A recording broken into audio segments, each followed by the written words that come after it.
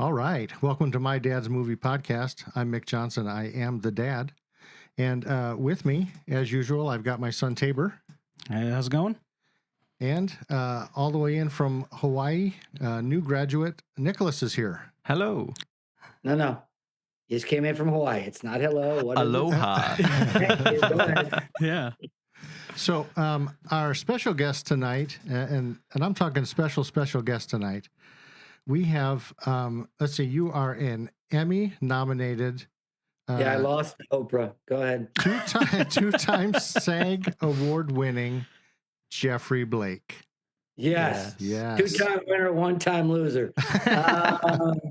Thank you. I don't know how we found each other, but I'm delighted to be. This computer.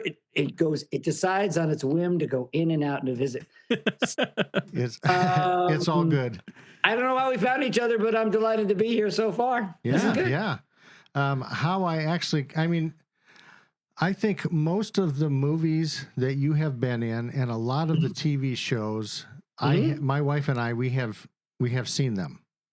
Good. And That's a start. So I already knew about you like a long time ago. In fact, one of our favorite things we just watched, you were in a Star Trek episode, yes, Deep Space Nine. That's right. At Origin with the lovely Terry Farrell. That's right. Yeah. And we love Star Trek, and so we were watching it, and then you came up on the screen. I'm like, oh my gosh, that's Geoffrey Blake. So that was pretty cool. Yeah. So tonight we're going to be talking to Geoffrey. We're going to be talking about his career and him as a dad and him as everything else you want to talk about, Geoffrey. Anything that comes up, you want to talk about it, we're talking about it. Okay, let's stay away from politics because then no politics. Deal. You're right. Because I would talk forever about that and that. Yeah, that's right. You were talking about how you want to talk about him as an actor, as a father. One thing that I think is really cool for me is talking about you as a husband. So your wife, Marcia, she was in the movie The Sure Thing. She was. And that is where I get my name from. That's right. So that's true. Yeah, they were watching it, true. and it gets to the scene where they're like, you don't name a kid Elliot. You give him a good name, Nick. Nick's your buddy. Nick's your pal. And my parents always tell me, they're like, that's where you get your name from. All the kids my wife named all the kids, but I was pretty adamant that Nick is going to be Nick. That's good. Yeah. You know, Ron Howard, he has a bunch of kids like you, and the middle name of every one of his kids is where the child was conceived, because when you're a director, you move around a lot. So like Bryce Dallas Howard, that's his daughter. Oh, wow. Okay. But he does have one child, I don't know where in the pecking order, whose middle name is Volvo. Volvo. They were born in a Volvo. I don't know. They were conceived in a Volvo. Conceived in a Volvo. Yeah. Oh, that's brilliant. That's funny. That's great. So I want to know, I'm always curious about where people get their start. Like how did you find acting? Where did this come from for you? Mrs. Gilligan's Sugar Cookies when I was, I think, 7 or 8 years old. I performed in a play. I think it was called the Little Manger Boy or something to do with that. I don't remember exactly what the name of it. All I know is I was number 1 on the call sheet, and the play was named after my character. It's actually the last time it ever was. And I realized that I got a lot of attention. I realized that I wasn't nervous being in front of people. Matter of fact, I loved being in front of people, and I craved that for the rest of my life. And she had the best damn sugar cookies ever, and that was my reward for being I think it was called the Little Shepherd Boy, I think is what it was called. And that was a start. And then from there, I did a lot of theater as growing up. Got my my equity card when I was 16. Oh, wow. And have never done anything else since. I write, that's the other thing, but that's kind of in the same genre. Yeah. But I've never had to do anything else. Oh, wow. That's great. I love that. That's cool. What's really funny is that my career kind of got started by being motivated by sweets also. Well, of course. So when I don't think I've ever told this on the podcast, but when we were growing up, my mom would sign us up for anything and everything because she didn't know what was going to stick. So she put us. She had 5 of you. She had to send you up for anything and everything. Yeah, to get some. She needed to get rid of you somehow. And quick. Yeah. Go ahead. I need a few minutes away from you. Exactly. I need a few minutes to at least like brush my teeth. Yeah. So she signed us up for this thing called Missoula Children's Theater. Okay. And I auditioned for it twice as a child, and 2 times I auditioned, I did not get a role. And I was like, oh, hey, it doesn't bother me any. Sure. And then they were like, hey, we're sorry that those of you who didn't get a role don't get to be a part of the thing. So here is a little coupon to get a free milkshake at Jack in the Box. And I was like, baby. I was like, that is We want that. I was like, that's a good deal. Right. Heck yeah. I'll take that over the roll of Rumpelstiltskin any day. Exactly, yeah. And so a couple of years later, I was like, what sounds good? A milkshake. I should go audition for that as Missoula Children's Theater real quick. Right. So I went into this thing just not even hoping to get a role, just like kind of just want the milkshake. I just Get wanted the that milkshake, man. And so Yeah, I remember hearing some great comic talking about, I don't remember who it was, but he was talking about how he was the worst Little League baseball player ever. But it all went away because it was all about if you stand out there in right field long enough, it's never going to hit the ball with a, but then he is going to get to go to the ice cream truck afterwards. That was his complete motivation. yeah, that's I get that. that's really funny because that's why I played baseball, was to get a hot dog afterwards. Yeah, exactly. See, this is good. We're really just digging up all the Tabor lore. Exactly, yeah. So not to get political, if you want to be president of the United States, like immediately, I'll buy you a lobster dinner. How about that? Okay, sure. Yeah, let's do it. Yeah. I am in. 100% in. Funny. There you go. But yeah, so yeah, you got your SAG card at 16, you said? No, that was my equity card. Equity Equity card. card. Gotcha. That's your theater card. Okay. SAG card was at, still to this day, I can't, I've been doing it for so friggin' long. And I've done so many friggin' things. I still don't, there's 2 or 3 candidates that are up for where I got my SAG card doing. They were all kind of around the same time. So they tell me it might have been The Last Starfighter, which Cameron Dye and I played these 2 teenage boys in the back of a truck. And for all this time in the world, I always thought I just played like guy number 1 in the truck. But it turns out his name was actually Gary. And the only reason I know that is actually I've been in touch with Lance Guest recently. If you haven't ever seen The Last Starfighter, it's classic. He's great. I watched it 2 nights ago. He's great in it. I was guy in truck. I saw you. Gary. And but the only reason I ever learned that is at like doing the cons where you sign autographs and stuff. There's so many times they come up with the last. It's like, dudes, I'm not even in this movie, really. I don't even. I'm guy. No, they go, no, you're Gary. You're Gary. That's right. I'm having to sign all these things as Gary. Oh, that's wonderful. That's funny. And so he is a big fan of Last Starfighter. But I'm a big horror guy, and so I like watching. I've only been in one, really. Yeah, and I'm going to say that's Critters 3. Absolutely. Ding, ding, ding, ding, ding. Sign him up. Yeah. Yeah. That Critters 3, Leonardo DiCaprio's movie debut. Yeah. That's why people watch it. He did okay. And all I remember of doing that movie was I directly stole the voice for the character from my very dear friend Joey Pantoliano. Oh, nice. Guido the Killer Pimp and all those different characters. Joey played. My neighbor used to be my neighbor in Venice. But I just basically played him. So that's what I did. I just stole Joey's voice. And all I remember on the day that the big day is when you get killed by the critter. Yeah. That's the big moment. That's what you're looking for. Your death scene in a horror film. It was such a cheap ass production that I think it was even under the Roger Corman moniker. Maybe because we shot it at maybe not. We shot it at his studio in Venice, where all those CDB movies were made. Yeah. And on the day I was going to be killed by the critter, it broke. So it couldn't be mechanically. Usually it's mechanically operated. So Jeez. I literally had to put my hand up as a puppet. I had to like, I had to chomp myself with it. That's wonderful. Yeah, that was good. And then one night we ran out of light. The electrical power went out or something in the truck. So Roger wasn't going to send us, or whoever wasn't going to send us another truck. So he just told them to get all the crew and to put their cars near the scene and to shine their light. Headlights. That's so funny. The engine's running. What a fun experience. You know, a lot of people,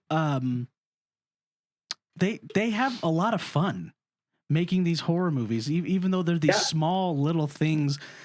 A lot of people will come off, set and talk about, that was one of my favorite roles. We had a lot of good time. Like it. Where does that rank in like roles for you? Is it like one of your? Not even on the scale. I don't watch horror films. Okay. I don't particularly have a affinity for horror films. So nowhere. It was hilarious to do. One of my very best friends is Dermot Mulroney, and he loves horror films, and he's in Scream, he's in this, he's in so many darn horror films because he loves it, and but he's great. He's in everything. Dermot works all the time, so we love Dermot. Yeah. So when it comes to Critters 3, a gig's a gig, right? I'm sure I was having a good time at the time. Yeah. It was a proximity gig, which means that I could ride my bike to the set. Oh, okay. Because I lived in Venice on the canals at that time, and it was literally down the street. I did that twice. I also did which I thought nobody would ever see. And to this day, it's like I get recognized every day just walking on the street for this character. And it was at the very beginning stages of the Disney Channel. And I did a movie for them, a Disney movie channel movie called Brink. Oh, I've heard of that. Yeah, and it's basically Karate Kid, but on rollerblades. Okay. So it's team competition between teenagers on rollerblades, and I basically play the guy who tells them to swipe the leg. A guy named Jimmy, and and so literally every day I live in a beach town, a place called Hermosa Beach now, not Venice Beach anymore. And literally when I walk along the path, anybody who's mid-30s in age, it's always Jimmy, D-Max. It's like, yeah, man, I never thought anybody would ever see this thing, but okay. Yeah, it's a cult classic. Lots of people absolutely love that movie. I haven't seen it, but I hear people talk about it all the time. It's a big deal. Yeah. I'll have to. I want them to do Brink 2. Yeah. Nice. So, you want to talk about Last Starfighter? No. Let's move on. Move on. We're done with Last Starfighter. Okay. There's another. I don't remember anything. Literally one day in the back of a truck. That's all. I can honestly tell you. I guess I must. I can honestly tell you. I don't think I've ever seen it. Oh, okay. Really? No, I'll have to go. Well, I got to tell you, as far as people in the back of trucks, you did a fantastic job. Thank you. So yeah, it's interesting because the guy I did it with, his name's Cameron Dye, and that sounds familiar. And we did little role of the guys in truck, but then we went on many years later to be one of the leads in a film, second leads, B leads, where we played two guys in a garbage truck in Men at Work. Men at Work, that sounds familiar. Yeah. I don't think I've seen that one. Well, come on, it's a classic. Gotta see it. Okay. Billy Westbrook and Charlie Sheen as Garbage Man. Well, you have well over 100 credits to your name, right? 50, 170, 180. Yeah. Quite a few. Throw theater in there and throw commercials and things, more like 700. Yeah. So, we'll blow past Last Starfighter. Although growing up, it was one of my favorite shows. I'm not going to besiege you in any way. Thank you for the support. Watching it now, it's like, yeah, that's a good show, but maybe it wasn't as good as I thought it was when I was younger, but whatever. I'll have to go see it. I can't honestly say I've ever seen it. Right. Yeah. One of the other shows, so that was pretty early on in your career, Young Guns. Like I said, it may be where I got my SAG card. Yeah. It was either that or a after school special called But It's Not My Fault. And I'm not sure what it is that we did, but I think we shoplifted or something like that. Oh, hold on. Yeah. Is that the one? Was it on? I think it was like CBS, and I know you were in one where it was friends who were drinking and driving. All the kids do it. Yeah, all the kids do it. That's what it was. Yes. I was just watching that earlier. Henry Winkler, Scott Baio, Geoffrey Blake, and I was just watching Leslie that Hope, I believe, was the girl. And yeah, that was a blast to make. Yeah. Oh my God, that was so much fun. It was, yeah. I mean, I remember walking into the room. I grew up with Happy Days. So, hi, I'm Henry Winkler. I kind of know that. Yeah. Yeah. So that was a blast. Yeah, and you were in another one. I think it was from the same program, but it had Whoopi Goldberg in it. I Passed As My Own. Yeah. Yes. Passed As My Own. Yeah. Yes, with Whoopi Goldberg. I don't, when I say I'm a Emmy nominated SAG award, I'd never put my daytime Emmy nominations in there. So yeah, I was actually nominated for a daytime Emmy for that. Yeah, that was so. I've worked twice with Whoopi, and I got to tell you that I love that woman. Yeah. That was a really difficult show to make, though, because you saw it, so it's about the. See, look at that! Look at my camera. Yeah. That is bizarre. It's like jazz hands. Yeah. It's like I was the only cast member really in it. The white guy, James Marshall, was kind of standing next to me. He also went on to big fame in Twin Peaks, actually. I was a vile racist, and in their faces and burning them with cigarettes, and it was awful. Yeah. It was a true story of the sit-ins at the counters in Alabama, and Whoopi she just made it so easy and so comfortable. She hugged me and just said, this is difficult to do amongst this group of actors, and I actually applaud you for the courage. And we became very good friends. And then I went on to do a series with her called Baghdad Cafe on CBS, very short lived, but it was based on a wonderful independent film. So that was great. And then I have an Emmy nomination as well that I don't put that in there either. I have an Emmy nomination for producing one of those after school specials. Oh, okay. One called Words Up, and it was a true story of a high school football player, black kid who was a star football player, and they kept just passing him forward, but he never learned how to read. Okay. And so when he was like, didn't make it in pro, he got hurt, didn't make it. He snuck back into high school because he was still young enough looking at like 21 or 22 to learn how to read. And ultimately he ended up falling in love with his English teacher. As one does. Who doesn't do that? That's how we got busted. And we did that as a hip hop musical comp. We had see, anytime I move my hand, it works. Okay, don't move your hands. It's a new computer.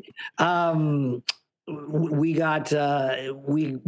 decided to tell the story with a Greek chorus of hip hop artists, and so TLC, we introduced them to the world, and it was supposed to be Tupac as our lead guy. He was actually in Digital Underground at the time, and he ultimately, last time I saw him at the Peninsula Hotel, I told him.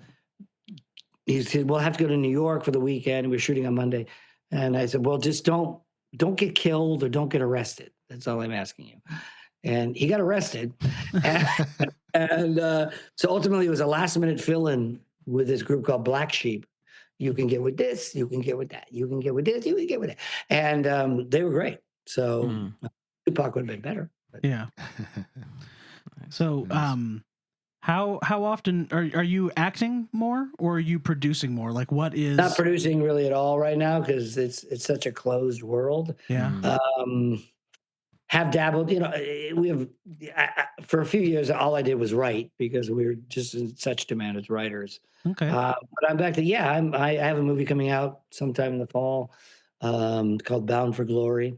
Dermot Mulroney's also in that, and it's wonderful. Actually, it's a non-color corrected, but what's going to ultimately be the final cut. It's really good. I play a very, very despicable human being, but ever since Forrest Gump, I kind of do that. Oh, geez. I was about to say, speaking of like Forrest Gump. Yeah. So no, I act a lot, and I've been, like I said, I've been blessed to not have to ever do anything else. So Yeah, that's awesome. I love that. yeah, I kind of, I'm segueing more towards. I live in Los Angeles right now because my son's going to be a senior in high school next year, and I will carry that through. But I think once he is flown the coop, I think I'll probably spend more time in New York than I do in Los Angeles. Oh, yeah. Okay. And I do, I love my reps in New York. So yeah, I love New York. When it comes to writing, you Yes. said that writers were getting a lot of work, and that kind of makes me think of this whole AI revolution. What are your thoughts on that? Are you worried about AI? Of course, Yeah. I do a lot of. I've always made a nice living with my voice. I'm the voice of a lot of products. For 9 years, I was the voice of Toys R Us. So that particular world is going to be drastically impacted. I've already the union's kind of on it. I got contacted by a rep there saying I need you to come in and do a.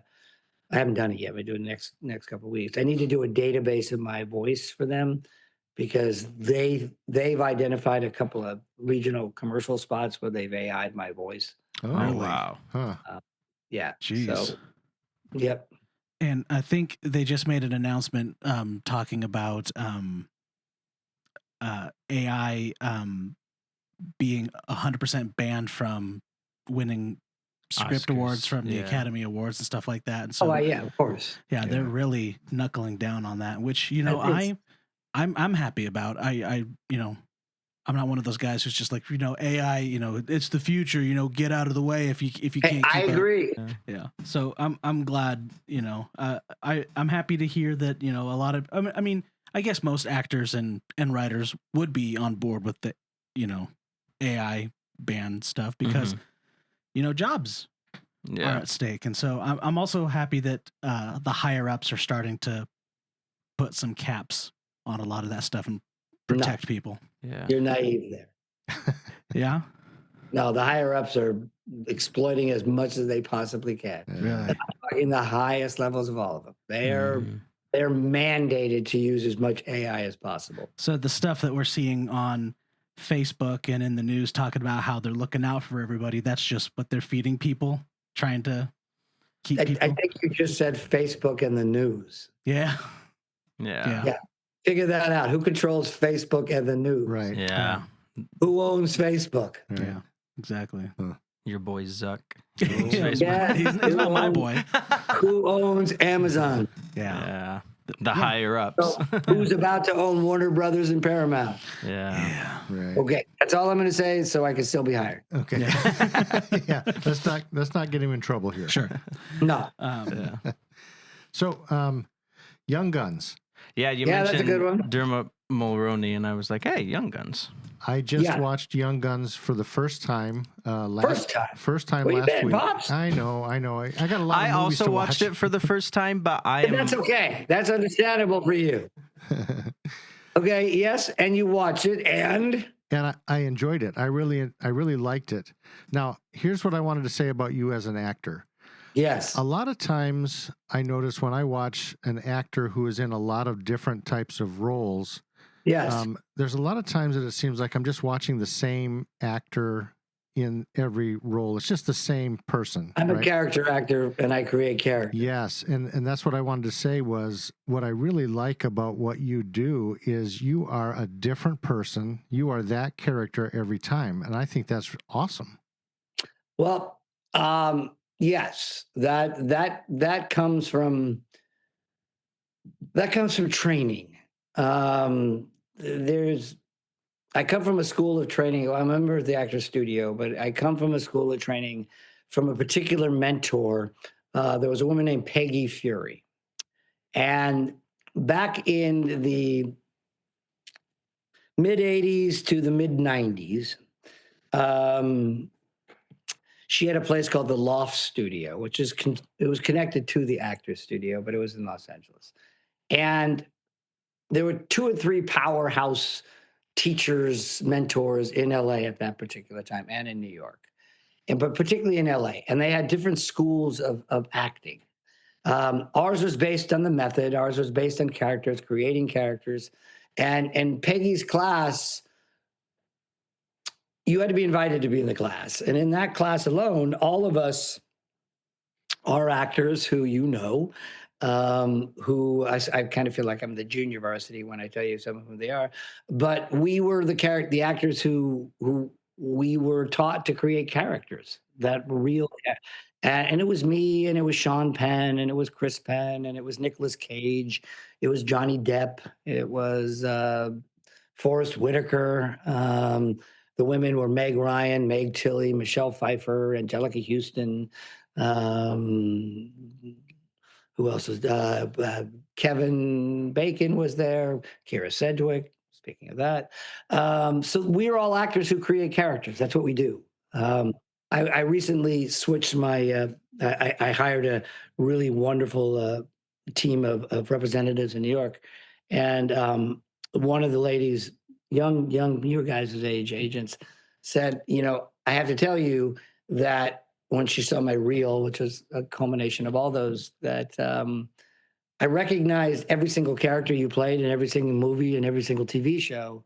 I just was never aware that it was the same actor who played him. Oh wow! Yeah.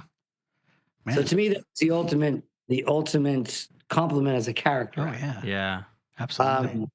As and my friend Alan Ruck, who I love, I told him that I wanted him to write there's an Australian writer who's actually going to write a book about my career, my life. My life is even more wild than my career, and my childhood and stuff is. But probably why I learned how to pretend to be different than other people. Yeah. But he said, I said, I know the perfect title, and I want you to write the foreword, Alan.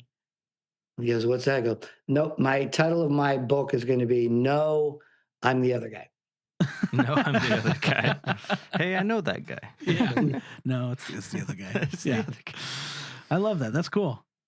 When is that getting underway? Has it already? It all.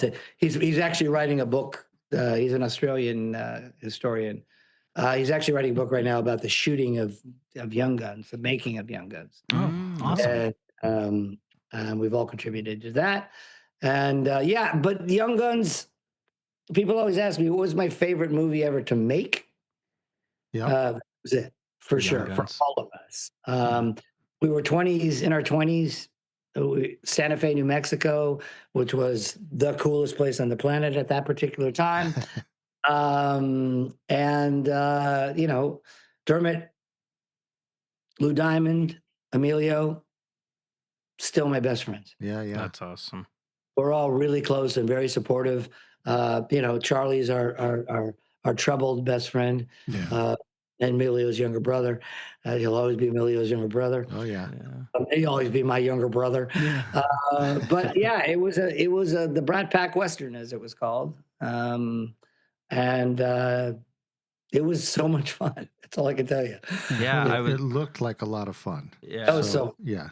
I was reading about it. Cowboy. You play cowboy and getting paid, and that's when they paid you, by the way. Yeah. Yeah.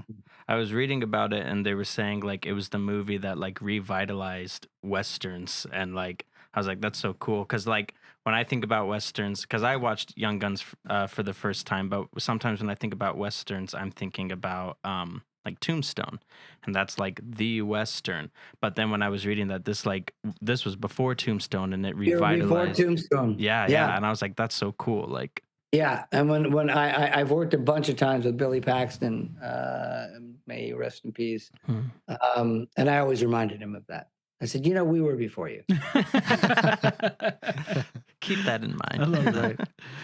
Yeah. So I was Spoiler alert. watching it, and when you ended up getting shot. Whoa, spoiler alert, spoiler I alert. know, You gotta start. For all the I listeners. think people know that. A mind-blowing experience. Yeah, for reals. My jaw like dropped. It was bonkers when that happened. I was just like, what? Emilio still thinks to this day it was one of the most shocking cinematic deaths in films. Well, it was so, you just didn't expect it. Like I didn't see it coming at all. Yeah. And I think when it happened, I was like I think I was in the living room watching it. And my wife was in another room. And I think when it happened, I'm like, they just killed Geoffrey Blake. They did, which is a bummer. So I won't be in Young Guns 3 because they are making it. Yeah, and it also means you weren't in Young Guns 2. That's well, the only two that survived all two that's going to be the third, and there is going to be a third. Wow. Emilio's going to be directing at some point. Oh, and is Lou Diamond lived, and Christian Slater I think lived in Young Guns 2. Yeah. So yeah, that was just crazy. I remember we paused it and I went into the room to Mom and I was like, Mom, you won't believe what just happened. Like I said, mind-blowing experience. Yeah. Crazy. I still have the hat. That's awesome. Oh, that's cool. I do. Yeah. I hear it's worth a lot of money, so I'm hanging on to it. Yeah, absolutely. That's retirement hat there. Retirement. Yeah. Hat. You any other cool props you've walked off with over the? Not to incriminate you, but no, you don't walk off with them. You liberate them. Yeah. And we all have. It's funny. I was buying my son a suit today to go to prom, and the place we bought it at, I go, wow. There's this one that I go, well, I own that suit. This other suit, and I said, can't remember what movie I stole it from. It was recent. Yeah. That's awesome. So, I want to talk a little bit about Forrest Gump. I've heard of that one. Have you? Yeah. So we've been talking about the 80s. Now we're going to jump up into the 90s, and I'm looking at the 90s, and it's like huge, one after another. It's like, holy mackerel. Yeah, it was a nice run. Yeah.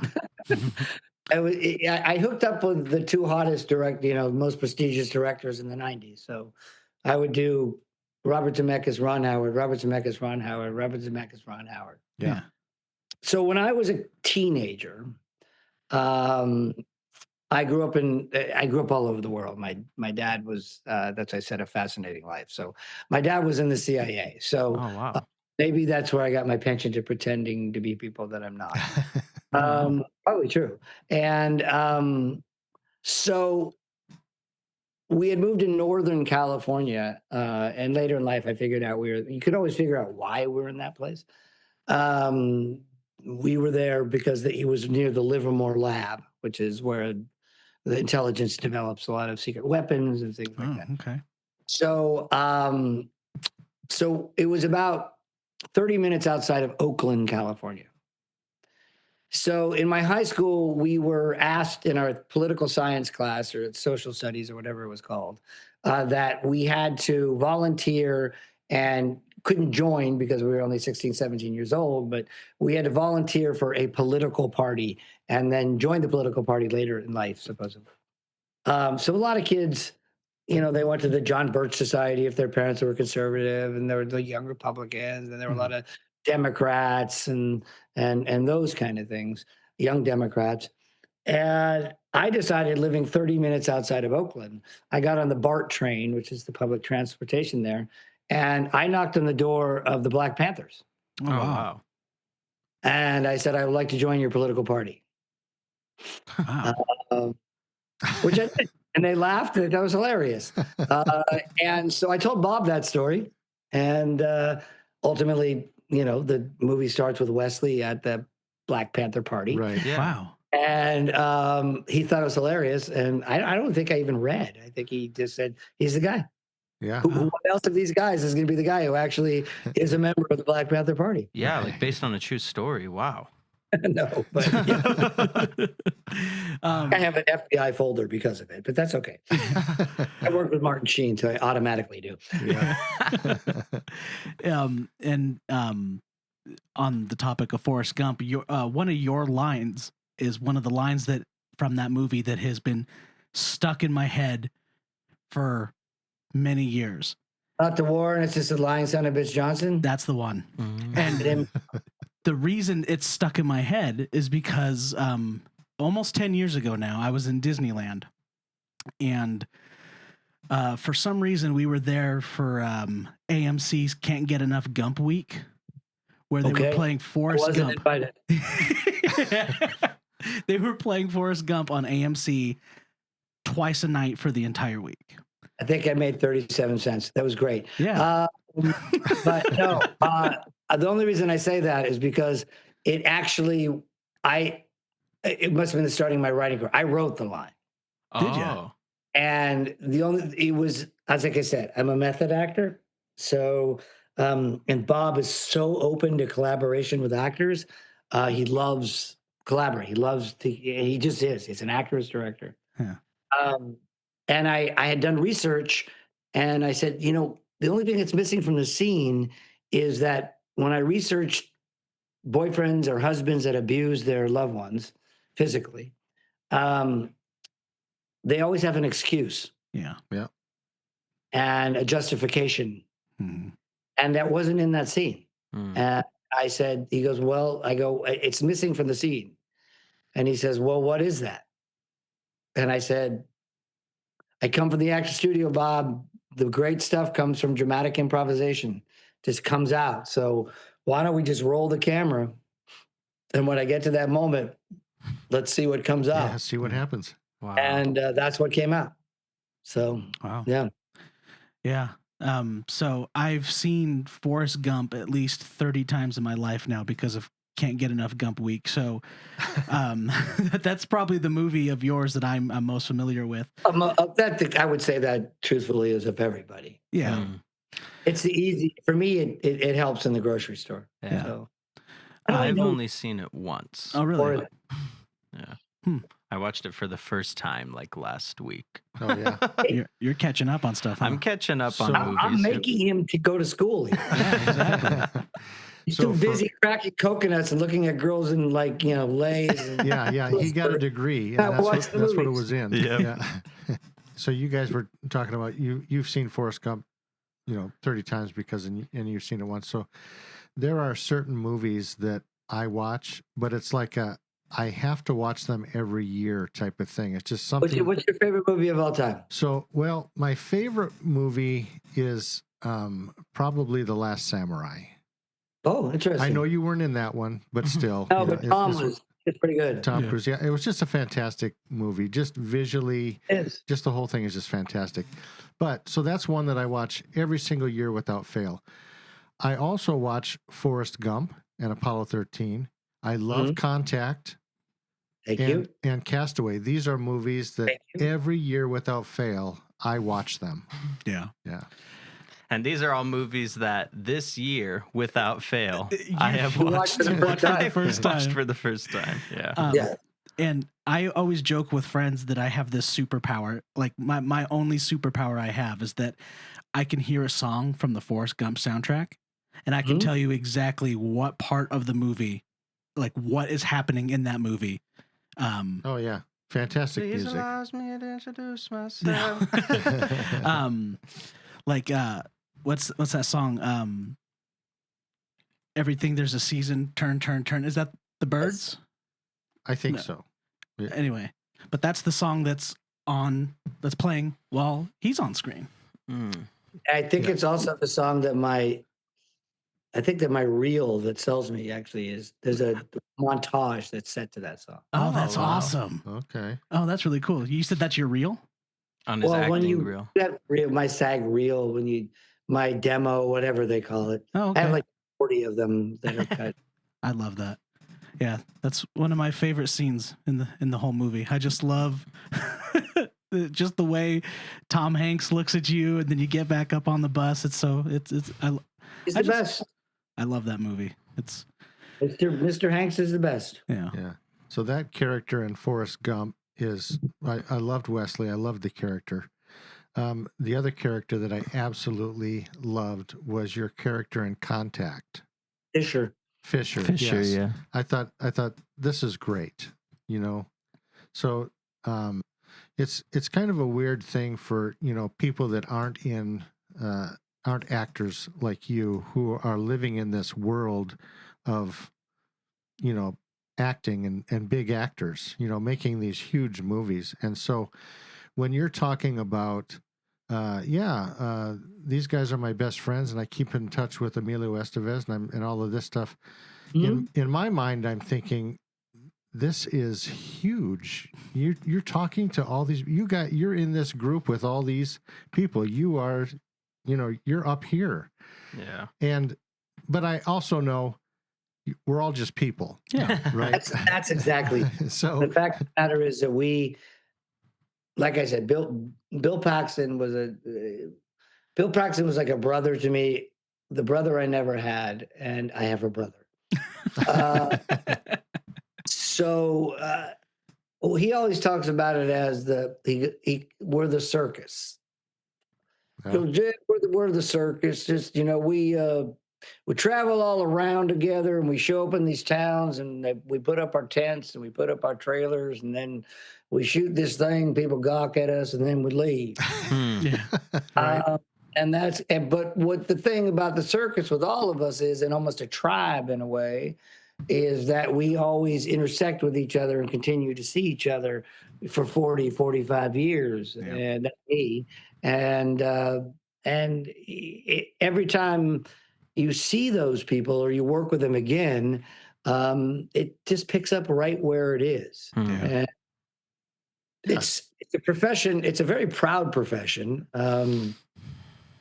It's a very necessary profession. I believe actors have an important role in our society, in that, you know, in times like the pandemic, in times like that, we are the invitation to people to make them think, make them feel, make them laugh, make them cry, make them scared, make them whatever. That's what an actor's job is. Right. And so when people something, oh, you're an actor, what have I seen you? Yeah, okay, sounds a little sarcastic there. Yeah, we don't belittle you. Watch us and we entertain you. So, so Billy was always big about that. And I remember the day he called me up and said, Jeff, and I go, yeah. He goes, Jimmy, son's name is James. Jimmy's going to join the circus, and he'll be great. And he is. He actually, in his dad's honor, is great. Yeah. Nice. That's awesome.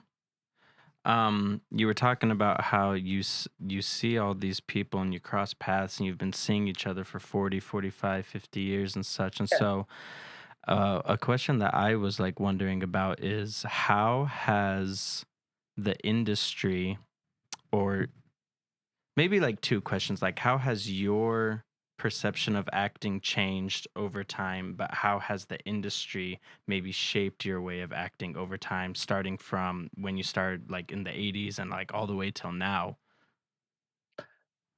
That's a very interesting question. First of all, by the way, Contact was one of the most wonderful experiences I ever had, and working with Jodie Foster is beyond a dream, as a human being and as an actor.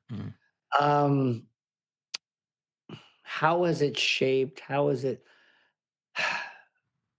I don't like the direction it's going now. I can. I consider myself an artist. I consider myself a craftsman, mostly craftsman more than artist. I tell young actors, I'm telling you, you're a young actor who's aspiring to be an actor, and you're an actor. Fall in love with the craft of acting. Fall in love with the discipline of the craft of acting. And you will be more fulfilled and you will be more happy and you ultimately will be more successful. Hmm. Um, if you want to be an actor because you want to be famous, please don't. No. If you want to be an actor because you're from some town and you were, the star of the High School Musical, and you don't feel as much love from your family that you're becoming an actor because you want to be loved, please don't. Um, be an actor because you want to create characters. Be an actor because you want to be in service to great writers. Be an actor because you want to be in service to great directors, and you want to tell stories that make a difference, that make people feel. Yeah. And that is the reason to be an actor. I think that's going away a lot. I have no patience. Not patience. That sounds arrogant, but I don't. I'm not interested in verticals. Absolutely not. I'm not What are interested. verticals? What does that mean? Yeah, exactly. You'll know later. You don't need to know. Don't. I'm not interested in TikTok. I'm not interested in, I love TikTok for my hip hop son who can sell his music out there. That's great. But if you want to be an actor, I, I'm not interested in an influencer in any way. We're seeing a lot of that where a lot of actors are not getting work, so they're doing a lot of these like little Verticals. Verticals. They're these little jokey shorts where I saw someone do this bit, and it was this silly little sketch, and then scrolling by a week later I see a different set of actors doing the exact same thing, so they're all just repeating the same sketches, repeating the same jokes. And a lot of people are, I guess, agents are starting to tell, hey, if you're not putting out this content, we're not able to get you as much work because you need to be doing some of this And stuff. there probably is truth to that, but I dare to say that, young actors who are right now who are on Broadway and they're doing important work, they're going to get better jobs. The young man, I can't think of his name right now, but I know he's on The Pit and now he's starring on Broadway. And there's Johnny Berthnall from The Bear who's doing Dog Day Afternoon. Oh Yeah. And yeah, so I don't, like I said, if that's what you want to do and you think you're going to get a career because you can do 60 seconds cleverly on that, then I'm not interested. I'm interested in working with young, serious actors who really want to do this and really want to make a difference. And they're hungry. We're always hungry, but no, they're just like, just eat it up, man. Just read Tennessee Williams, Yeah. read Arthur Miller, read the real stuff. Yeah. I think there has to be some passion there. Well, there's a playwright right now called Brendan Jacob Jenkins, and he's a Chicago playwright. He's a black kid, and the last three things I've seen that he has done, he won a Pulitzer this year for a play called called Purpose, and he's brilliant. And his plays are important. So that's what I'm interested in. Yeah. TikTok verticals, great. Like I said, I don't, because I don't know. Because an acting career, I don't think an acting career can be created on Instagram. Yeah. Maybe. Yeah. I agree. So you are saying the industry now has become, let's put out as much as we can. And before it was about, let's put out something that's important and like has meaning. The industry now is about algorithms. Yeah. It's about creating, what they think, mass producing what they think people are going to watch. Right. They run it through an algorithm. So you are involved in Hollywood productions and stuff. Excuse me. I was kind of wondering. I don't know how the SAG thing works, or if are you allowed to get into like indie films and stuff like that? Yeah, as long as they're union. We're a union. Okay. Yeah, I can't do non-union indie films. I'm not going to go. There's a thing called FICOR, which some actors, they kind of take themselves out of SAG, and they don't do they take themselves out of SAG so they can work wherever they want to work. But no, it indie film. I do, the Bound for Glory that is coming out in the fall. That's an indie film. Okay. I did a movie called Midway with Roland Emmerich. I watched Midway last night. There you go, John Ford. Great, well. Great movie. Great movie, fun part to play. Yeah. And that's the most expensive independent film ever made. Wow. $250 million independent movie. Oh my gosh.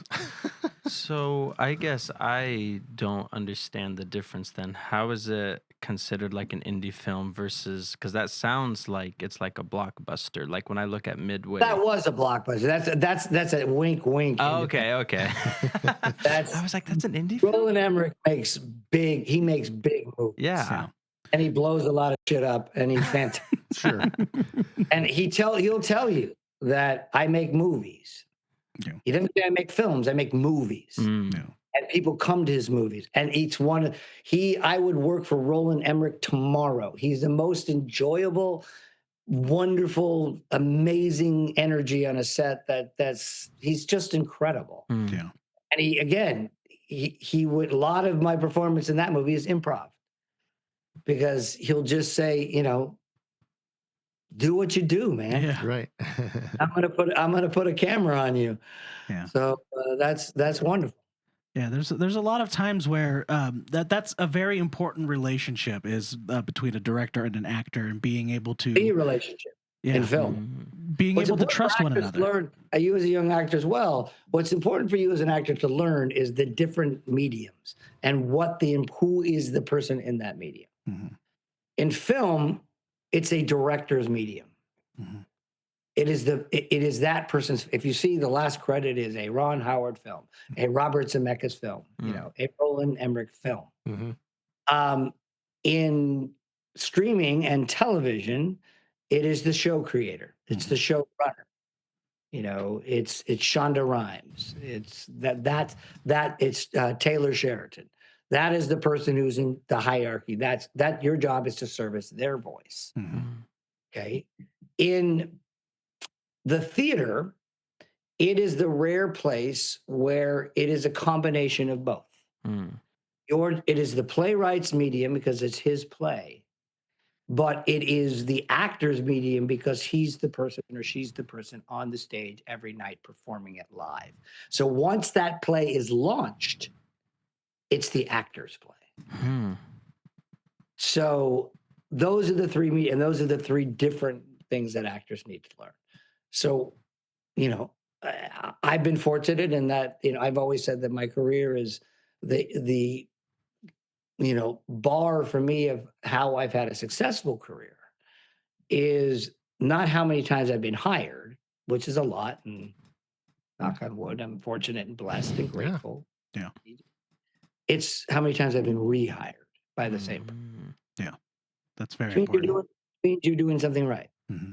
And so, and that's the other thing that most young actors need to learn is humility and gratefulness. Not that many people are invited to do this. And when you do it, just be grateful that you're there and be excited to be there and get your ego out of the way.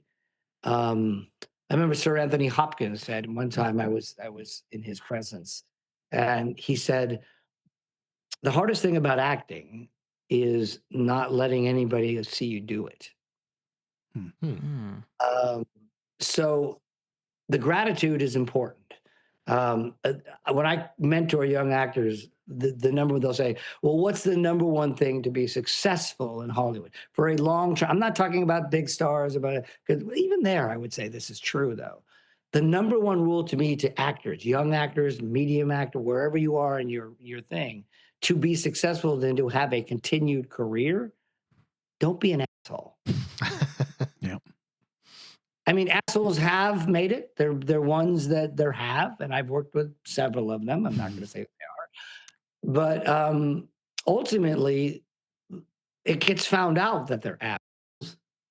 and it tends to stymie their career. Oh yeah, Yeah. absolutely. So That's probably pretty good advice just in general. Also. For what do you life. say, right, Dad? As a dad, Yeah, isn't that a good advice just for life? Right. Just don't be an asshole. Don't do that. You'll probably be okay. Yeah, exactly.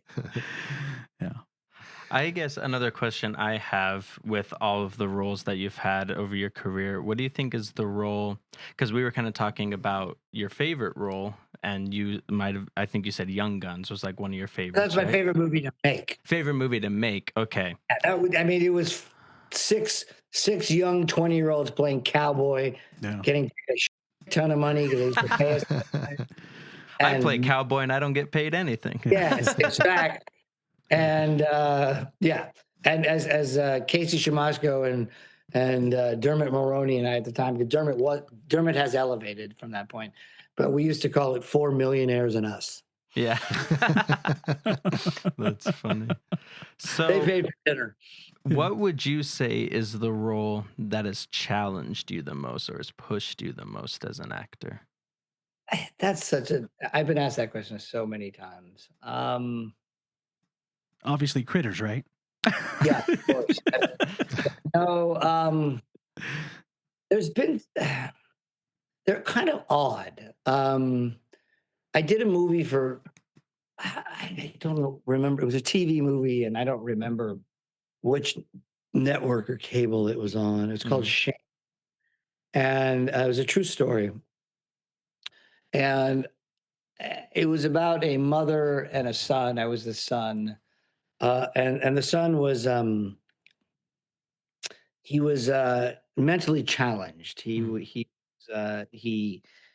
was kind of Forrest Gumpish in a way, Okay. but real in real life, and neurologically diverse. That's the most proper way to say it. And this young man was bullied by a bunch of teenagers when he was a teenager, and ultimately they put him in a situation where he was with a call girl or a prostitute, and they were laughing at him, and the girl was like, didn't know what to do, and so she was kind of taunting him as well, and he ultimately wanted her to be quiet, and he ultimately ended up strangling her to death. Hmm. And he was arrested and he was put on trial, and true story. And ultimately the mother, when she went to testify, all she had to say was that her son was mentally challenged and had this because she had raised him his whole life to tell him he wasn't different than other people. She didn't want to break his heart and didn't want to do it. Say that. So he was convicted, and he was actually put to death. Man. And and so the scene that we shot in Florida, in the actual electric chair, in the actual death chamber, I can't remember which prison it was. That was probably the most challenging day I've ever had as an actor, because I could feel in this room, I could feel the darkness, feel the lost souls still there. And I had to sit in that chair, and they actually had to, on camera, they shaved my head, and they put a thing in my mouth, and they strapped me in. That stuck with me for a long time. Hmm. Yeah, that's pretty heavy. Yeah. Yeah, it was heavy. So that, and I don't, again, I don't even know where that movie is, or it's even, since. So that was one of them for sure. I played a serial killer on Criminal Minds. That was a pretty sick fellow. Yeah. And it had stuff to do with his son and betrayal in a family, and that one stuck with me for.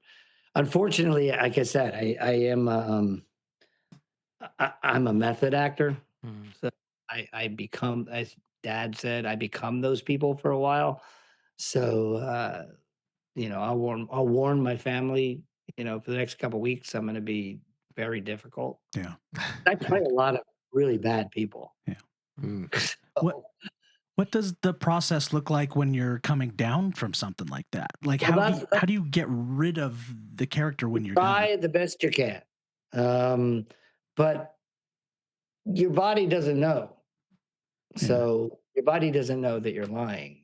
So it takes a while. Yeah. It does. And it takes a toll. I mean, that's why the people scoff at like Daniel Day-Lewis saying, I'm not going to act anymore. But they don't really understand the process of what Daniel Day-Lewis goes through. Right. Yeah. He played Hamlet at the National for a couple of months, 8 shows a week. And Daniel's also a method actor. So he went out every night and murdered his father. So Yeah. Right. that takes a toll. Yeah. And you can't fake it. Hmm. If you do, when you get in that level, the audience knows if you're faking. Oh yeah, absolutely. Mm. Yeah, man, that's heavy stuff. That's got to be There we really. go. Little did the people from Boise know coming in, they're going to get a Yeah. lesson on method acting. Yeah. But yeah, I feel like a lot of the times method acting gets like a bad rap just because of like certain method actors who like take it too far. But those are just assholes. Oh, there we go. Those are the ones you're talking about. The actors that you're talking about. But the method itself is, it's what people don't understand is the driving force. There's 3 leading influences in acting. There's the method, which actually comes from Stanislavski, but then was refined. There was a thing called the group theater, and that it is literally the mecca, or it literally is the mecca of modern American acting, and the Brits are a whole different thing. But so there's the method, which is Lee Strasberg, and who took it from Stanislavski, and it is based on experience. I see. I'm not dogmatic, and I've studied with the others as well. So I'm not just a method actor. I believe in the other genres as well. So method is from Stanislavski and Lee Strasberg, and that's based on your sense memory. Everything that you sense in your life is in your body. Everything that you've ever been through emotionally lives in your body. And your body is this amazing thing that it's your instrument. If you learn as an actor to use it, that takes you what I call to next level acting. And so for me, like, for example, if I ever need to be deeply emotional or find a deep, deep space of something, all I really need to do is I take my left hand and I press right there. I press into the muscle group in my right shoulder, and every sense memory of my childhood challenges comes from there. Huh. See, right now, my entire body just changed because I did that. That's the method. What did it look like? What did it sound like? What did it smell like? What did it taste like? What did it feel like? That sense memory that's stored in your body from 10 years old to now is the method. And there's a lot of exercises and things to do to unlock that. The other great influence is a woman named Stella Adler. And Stella Adler is all based on active imagination. So if you learn how to actively imagine, you can take your place anywhere, particularly effective in the theater when you are literally on a square box. Yeah. So Stella Adler. And then the greatest person from her is another person named Uta Hagen. Okay. And she is from the HB Studios in New York. And those are the 3 founding fathers. And then my mentors, Peggy Fury, is a member of the Actors Studio. And then the other person is a person named Larry Moss, who you guys need to leave his greatest acting book right now of contemporary acting. It's called The Intent to Live, and it was written by Larry Moss. Oh, write that down. Yeah. Let's get a hold of that. You can text me anytime you want. Okay. Yeah. You're now part of my tribe. Oh, that's awesome. We appreciate that. I didn't know you were young actors. I'm glad you're here because you're young. Well, that shifted the entire podcast because now I can talk to you about craft. Yeah. He is still an actor. I have moved away from that. I have moved into writing and directing. Good, but that doesn't mean that you're still an actor. Yeah. Rob Reiner moved into writing and directing, but he was still an actor. Yeah. Yeah. I definitely. Ron Howard is still an actor. Yeah.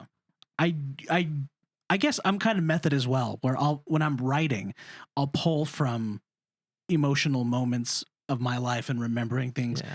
And then instead of performing it, I get it on the page. And so Yeah. I guess those skills don't go away. They just are repurposed for other things. Yeah. Most money I've ever made is usually as a writer. Yeah. Wow. So, anyone else have any questions before we wrap on out of here? Well, yeah, actually, Nicholas has something for Geoffrey. Yeah, Oh. I have. Yes. It's a game show moment, right? Yeah, this is a little game. What's your favorite musical? My favorite musical. That's hard because I like a lot of musicals. You don't have to go, Yeah. Okay. Let's go real. Favorite Sondheim musical. Favorite Sondheim musical, I think, like Into the Woods is just like a classic. Everyone loves it. I think though one that is my favorite, and maybe it's because I was in it, but it was Tim Rice, Elton John, Aida. Yeah. And I played the lead role of Radames when I was at college, and I think that was also a moment when I might have like started to push into the realm of method acting, because when me and the Aida, when we're like getting buried in the tomb, there has to be some emotion there. And so I would think about our cat. I haven't experienced a lot of heartache in my life, but we had to put a cat down, and I would think about that cat. But then there was also a girl who worked in the sound booth who looked like my youngest brother. And so it was like the combination of losing that cat and seeing my little brother. Now it feels like I'm losing my little brother, and it would make me cry when I was in it. That's the method. Yeah. Favorite movie though is The Prestige. Hugh Jackman and Christian Bale. I could talk about that for days, but yeah. I love it. Yeah, my wife and I, we actually flew to Hawaii. He's been in a couple different musicals, but we flew to Hawaii to watch him in Aida. It was just a fantastic show. It was just a wonderful experience. So yeah, it's actually this July. I will be actually for a week. I'm going to teach an intensive for 7 days in New York called Broadway Next, and it's all for young, aspiring musical theater actors and theater actors. It's going to be great. And one of the things I will tell you is I'm going to do one day on, like, Judy Kuhn is a friend and one of my favorite Broadway theater actresses, and we were talking one day about the difference between why I love her and she won a Tony for Funhouse. But I'm going to teach a class to these young actors, a musical interpretation class, where what I love about Judy is she becomes the character, and that you need acting in a song is just as important as the play. Oh yeah. And learning how to channel the emotion through the lyrics, through the song, through the story is something that most young they think about it being performative rather than it being part of the story and dramatic. Yeah. Or comedic. So we're going to break down storytelling within the lyrics and how your interprets that, rather than, like, Patty is always Patty. She's a diva, and she's freaking brilliant. But everything she does, you see Patty. I mean, Patty, when I was 16 years old, I was doing Equus in San Francisco, and I was across the street from the pre-Broadway production of Evita. And so I would leave and I would go see the second act every night. I must have seen 40 times of Mandy Patinkin and Patti LuPone in Evita, second act. And to me, there's been two of the greatest Broadway performers ever at the start of their stardom and at the height of their talent. It influenced me forever. Yeah. So have you ever seen the first act? Yeah, I did see I did pay the first act or the first time. I don't think I paid. I think I just walked in. But, yeah, for sure. And I'm they're bringing the London production with Rachel Zegler to Broadway. Yeah, I saw that. And I will be interested to see how I feel about it. I think she's great. Yeah. So I got a little game that I wanted to play where Yes, sir. I am going to say one of your quotes from a movie that you've been in, and you have to guess the movie that you were in. So this is going to be like a little rapid fire. I'm going to say the quote, and you guess the movie that it was. So this guy's memory has been freaking spot on. We'll see. So I've also, down. I know. I've also smoked a lot of weed in my life. I was like, sorry for the Mormonism, but that's okay. No, you're good. Well, I was like, I know he's gonna get these, but no, not necessarily. Like I said, there's movies that I've been in that I've never seen. True. All right. So the first one is, who's the baby killer? That would be Forrest Gump. Yes, Forrest Gump. Okay. This next one, Murphy's gonna want blood, brains, and balls for this. Young Guns. Yep. I remember when you said that line, I was like, brilliant. That's great. I don't, but yes. Go ahead. That's good. This one. Only because you said Murphy. I don't remember ever saying that line, but go ahead.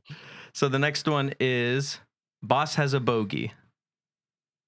That would be Midway. No, boss has a bogey. That's Contact. Yes, Contact. In the chair. Boss has a bogey. Yeah. Love that scene. This one is, I think I've been hoodwinked. That's Midway. That one's Midway. Yes. That's an improv. Nice. Oh, is it? That's good. And then flight guidance. We're getting awfully close to center here. That would be Apollo 13. Yes, Yeah. Apollo 13. Yeah. And then the last one I have to brief this man on his meetings tomorrow with the accountants and the attorneys, all right? Brief this man and the accountant and attorneys. We may have gotten him. Yeah, you may have gotten me. What was it? Rated X, maybe? This one is Castaway. Interesting.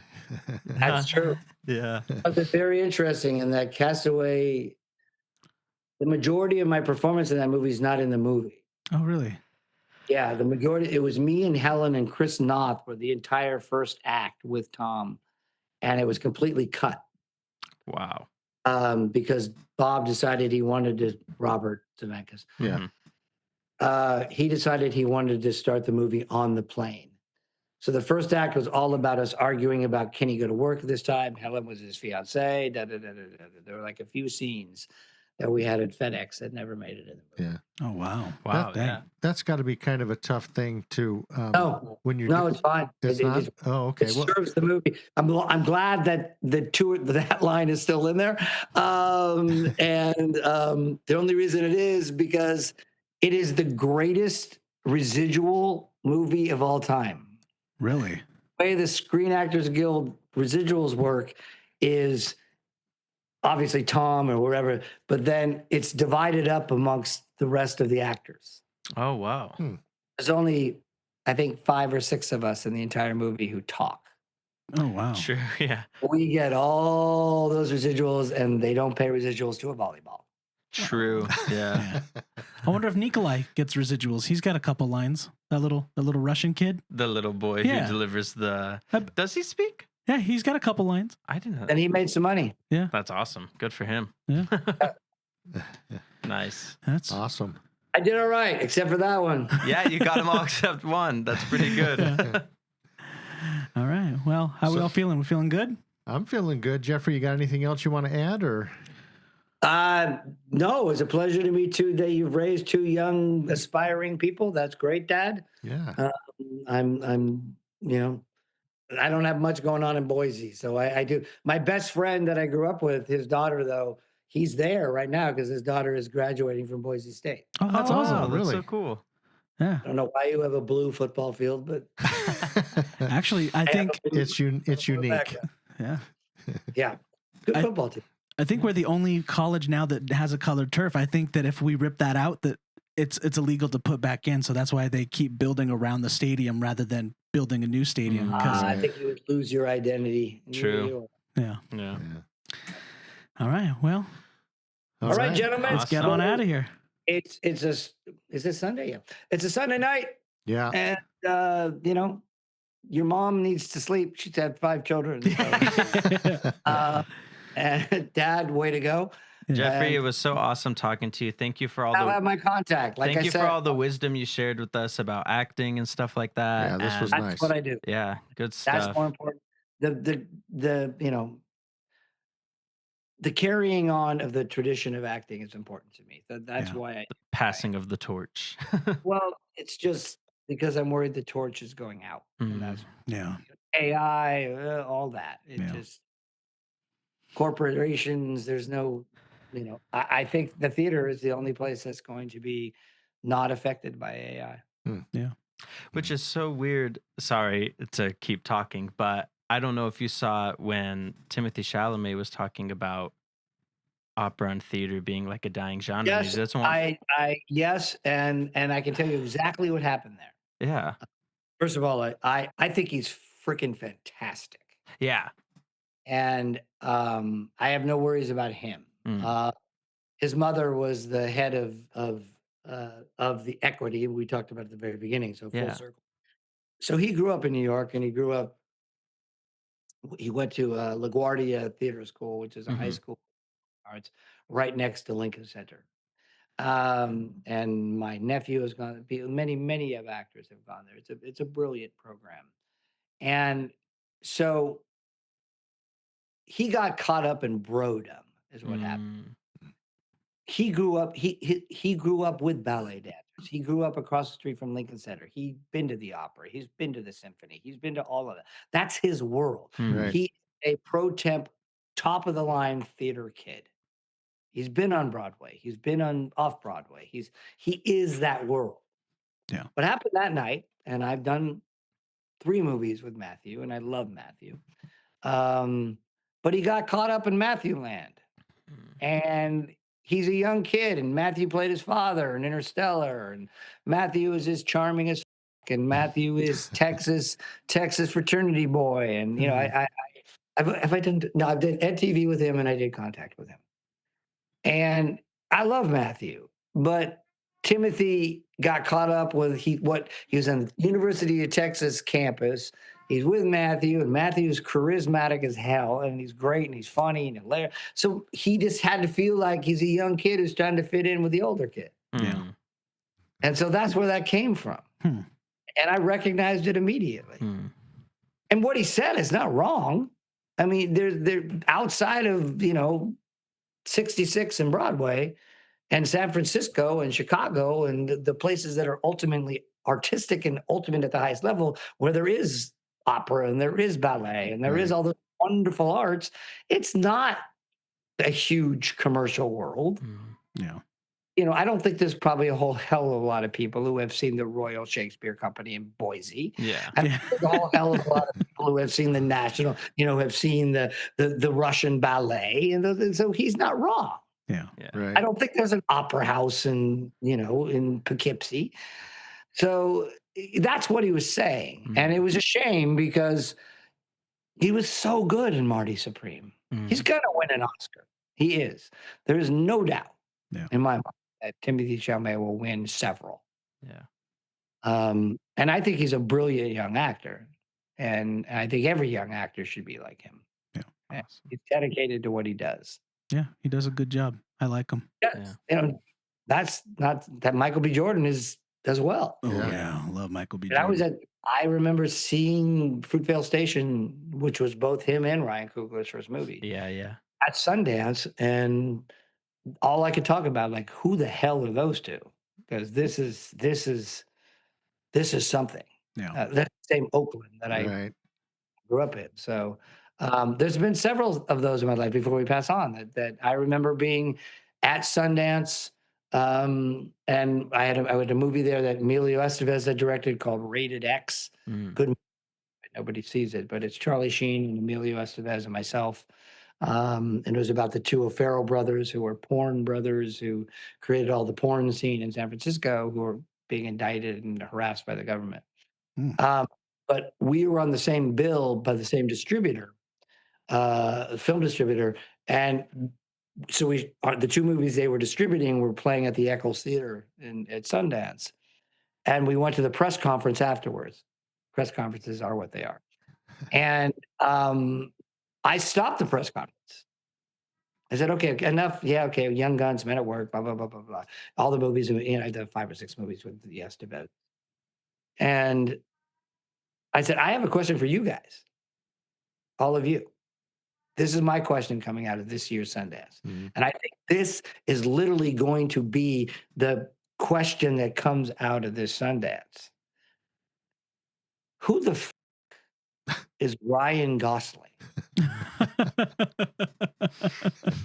Literally. I go, because whoever that kid is, he is going to be a great American actor. And then somebody corrected me and said, he's Canadian. And I said, okay, so he's going to be the greatest Canadian. Yeah. Maybe Donald Sutherland. But yeah, and literally he was in a little tiny movie called The Believer, where he played a skinhead, but he was a Jewish kid, so he hated himself so much he became a neo-Nazi. And he was freaking brilliant in this movie. Yeah. So, yeah, and I was right. Yeah. Yeah. That's incredible. Ryan Gosling, Remember the Titans. True. Yeah. Right? Barbie. Small role. Yeah, that little Barbie movie. Yeah. He's done a thing or two. Yeah. He's been all right. Yeah. He's going to be okay. Yeah. He'll be okay. All right. Awesome. Well, thank you so much for coming on. My pleasure. And go with the creativeness and continue to do your journey, guys. Because, absolutely. Being an actor is an important thing. Absolutely, I agree. Not an easy life. Get ready to be rejected a lot, but that's okay because you keep persevering. Yeah. All right. Awesome. Well, thank you. I really appreciate you coming on. This has been great. Great, and mostly go tell your mom how great she is. Yeah, we will. Yeah, we will. Okay. All right. Let's roll on out of here. Hit the button. Right. See you guys. See ya. And reach out. You both young actors. You have my email now, so that's where I am. Perfect. We're going to do it. All right. Awesome. You have a good night, sir. Have a good night. And we're gone. Yeah. I said it. I did it. Hey, everyone. I just wanted to let you know that My Dad's Movie Podcast is now partnered with Squatch Juice. We deliver the movie knowledge you crave, and they deliver the energy for your everyday challenges. With their all-natural ingredients, they're an energy drink that has their sights set on improving the mental and physical health of all who drink. Find our link in the description below to order your Squatch Juice today. And don't forget to use the code MDP10 to get an extra 10% off your order. Hey guys, thanks for listening to My Dad's Movie Podcast. We would like to offer a shout out to our very first ever oldest son tier patron, Jared Louder. Thank you very much for subscribing to our Patreon and helping our podcast grow. If you too would like your name shouted out at the end of our episodes, head over to patreon.com, My Dad's Movie Podcast, and sign up for the $5 oldest son tier. And thank you very much. We love you guys. Thanks for listening to My Dad's Movie Podcast.